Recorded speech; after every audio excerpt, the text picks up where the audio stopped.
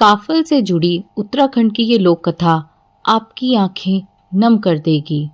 कहते हैं बहुत समय पहले हमारे पहाड़ के गांव में एक औरत और उसकी 6-7 साल की बेटी रहते थे।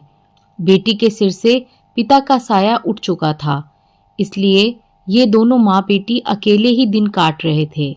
एक बार माँ सुबह सवेरे घास के लिए गई और घास के साथ काफल भी तोड़ के लाई। बेटी ने काफल देखे तो काफी खुश हो गई। तभी माँ ने कहा कि मैं खेत में काम करने जा रही हूँ, दिन में जब लौटूंगी तब काफल खाएंगे। और माँ ने काफल टोकरी में रख दिए। बेटी दिन भर काफल खाने का इंतजार करती रही, बार बार टोकरी के ऊपर रखे कपड़े को उठाकर देखती और काफल के खट्टे मीठे रसीले स्वाद की कल्पना करती।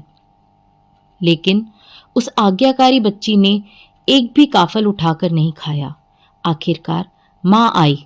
बच्ची दौड़ के माँ के पास गई और बोली, माँ अब काफल खाएं? माँ बोली, थोड़ा सांस तो लेने दे बेटी। कुछ देर बाद माँ ने काफल की टोकरी निकाली। उसका कपड़ा उठाकर देखा तो काफल काफी कम नजर आ रहे थे। यह देखकर वो बोली, अरे ये क्या, काफल कम कैसे हुए? तूने खाए क्या? बेटी, नहीं माँ, मैंने तो चखे भी नहीं। बेटी की इस बात पर माँ को एतबार न हुआ। जेठ की तपती दोपहरी में दिमाग गर्म पहले ही हो रखा था। भूख और तड़के उठकर लगातार काम करने की थकान, माँ को बच्ची के झूठ बोलने से गुस्सा आ गया और माँ ने जोर से एक थप्पड़ बच्ची के सर पे दे मारा। बच्ची उस अप्रत्याशित वार से तड़प के नीचे गिर गई और उसका सिर एक पत्थर से टकरा गया। टूटती सांसों के साथ बेटी ने धीरे से कहा, मैंने नहीं चखे माँ। और इतना कहते हुए उसके प्राण पखेरु उड़ गए।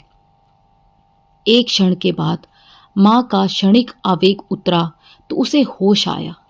वह बच्ची को गोद में ले प्रलाप करने लगी। ये क्या हो गया?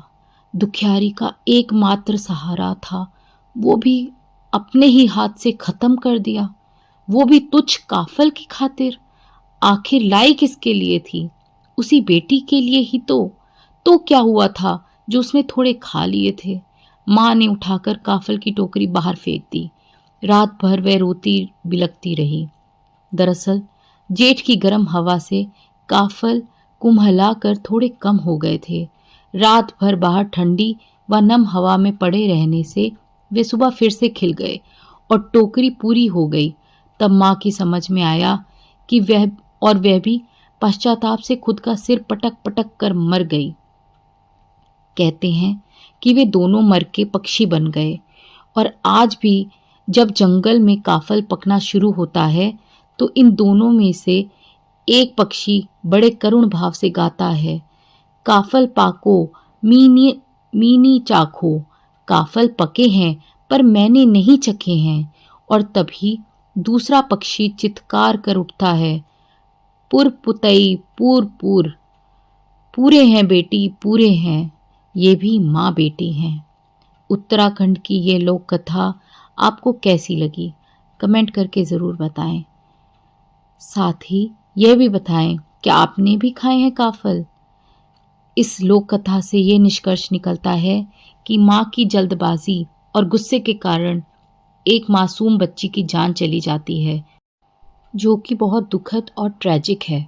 इस कहानी से यह भी पता चलता है कि कैसे एक छोटी सी गलतफहमी और आवेग में आकर हम अपने प्रियजनों को खो सकते हैं।